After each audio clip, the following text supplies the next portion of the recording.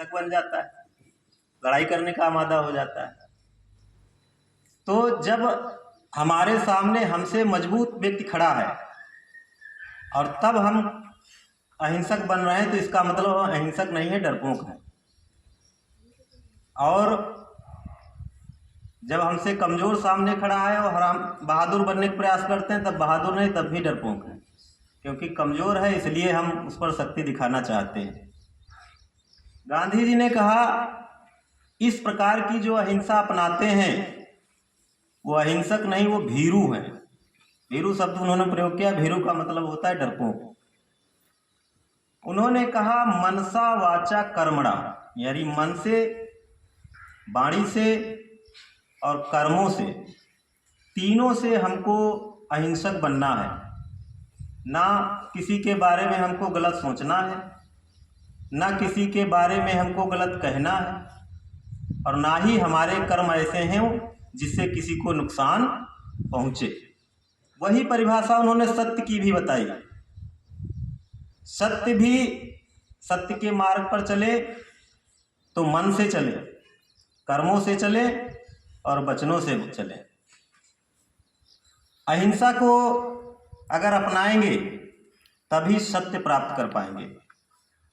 भगवान कृष्ण जब गीता का उपदेश उन्होंने दिया तो उन्होंने कहा अगर हमारा लक्ष्य सत्य और न्याय पर आधारित है तो हम उस लक्ष्य को प्राप्त करने के लिए साधन कोई भी प्रयोग कर सकते हैं, साम दाम दंड भेद, कोई भी साधन। लेकिन गांधी जी ने कहा जितना पवित्र और न्याय सत्य पर आधारित हमारा साध्य यानी लक्ष्य हो, उतने ही पवित्र हमारे साधन होने चाहिए। अगर साधन हमारे सही नहीं है, जैसे आज अगर हम भारत के लोकतंत्र का उदाहरण लें तो आज 70-75 साल हो गए, हमारा लोकतंत्र जितना मजबूत तब था उतना ही मजबूत आज है और उससे ज़्यादा मजबूत है।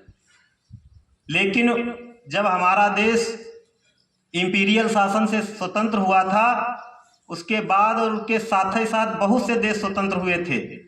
आज देखो कहीं तानाशाही चल रही है, कहीं युद्ध झुका पड़ा है, कहीं हिंसा फैली हुई है, लेकिन हमारा देश आज भी शांति से सबसे मजबूत लोकतंत्र बना हुआ है। इसका कारण यह है कि हमारे जो स्वतंत्रता का लक्ष्य था वो प्राप्त किया गया सच्चे, न्यायप्रिय और अहिंसक साधनों से, और वही सबकी आत्मा में बसती है, अहिंसा और सत्य।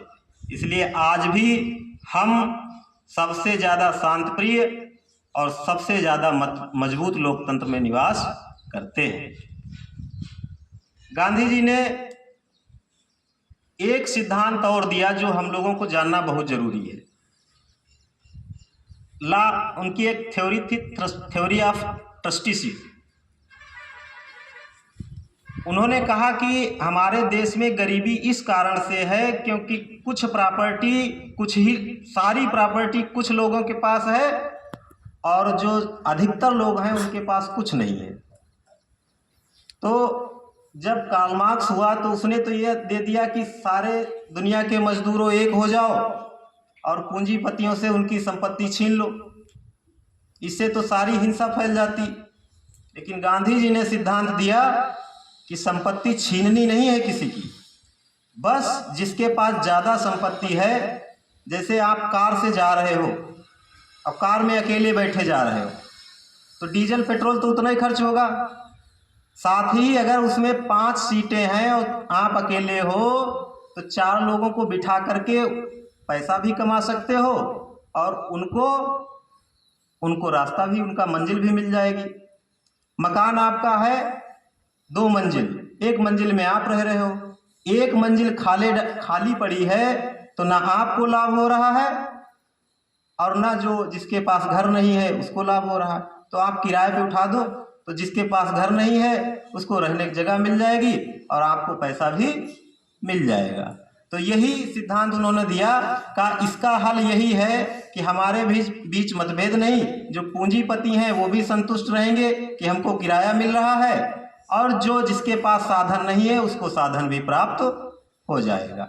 तो हम आप सबसे, छात्र छात्राओं से, सभी शिक्षकगणों से यही निवेदन करना चाहेंगे कि हम सबको सत्य अहिंसा के मार्ग पे चलना है, वो भी मनसा वाचा कर्मणा, तीनों से, मन से, वचन से, कर्म से। यही अगर इन्हीं सिद्धांतों पे हम चलते हैं तो यही हमारी सबसे बड़ी श्रद्धांजलि बापू के प्रति होगी। लाल बहादुर शास्त्री जी, जिनका आज उनका भी जन्म दिवस है, वो हमारे ही उत्तर प्रदेश के बनारस के रहने वाले थे। एक छोटा कस्बा पड़ता है मुगलसराय, वहाँ के रहने वाले थे। उनका कद 5 फीट का मुश्किल से था, बड़ा छोटा कद था, लेकिन बुद्धि बड़ी तीव्र थी। जब 1965 का युद्ध हुआ और भारत ने तो 65 के युद्ध में इतना बड़ी विजय पाई कि 10-12 किलोमीटर मात्र बचा था लाहौर, वहाँ तक सेना पहुँच गई थी। सब बड़े उत्साहित थे। उधर से बीच में रसिया ने मध्यस्थता की, समझौता कराने की। तो पाकिस्तान का प्रधानमंत्री उस समय मोहम्मद आजम था शायद, वो बड़ा कद काठी में लंबा चौड़ा था। तो उसने व्यंग करते हुए कहा कि शास्त्री जी तो इतने छोटे हैं, मुझसे बात कैसे करेंगे। तो शास्त्री जी ने इधर से जवाब दिया कि तुम हमसे झुक के बात करोगे, हम सीना तान के बात करेंगे, ऐसा जवाब दिया। जब रसिया ने मध्यस्थता की, ताशकंद में समझौता के लिए सभा बैठी। रसिया ने, चूंकि चाहता था रसिया की शांति बनी रहे, इसलिए शास्त्री जी पर काफ़ी दबाव बनाया गया कि जितनी ज़मीन जीत ली है भारत ने, पाकिस्तान को वापस करेगा। भारत के लोगों की ये भावना थी कि शास्त्री जी अब जो पाक अधिकृत पाकिस्तान है उसको वापस ना करें, लेकिन विदेशी दबावों के चलते शास्त्री जी को उस समझौता पे दस्तखत करना पड़ा। हमारे, जो हम कह सकते हैं आज तक के सबसे ज़्यादा ईमानदार प्रधानमंत्री, उनको दबाव में कुछ नहीं कह पाए, लेकिन इतना ज़्यादा उन पर प्रेशर बन गया कि उसी रात उनका दिल का दौरा पड़ने से निधन हो गया। तो ऐसे महापुरुषों ने, जिन्होंने अपने सिद्धांतों पे चलकर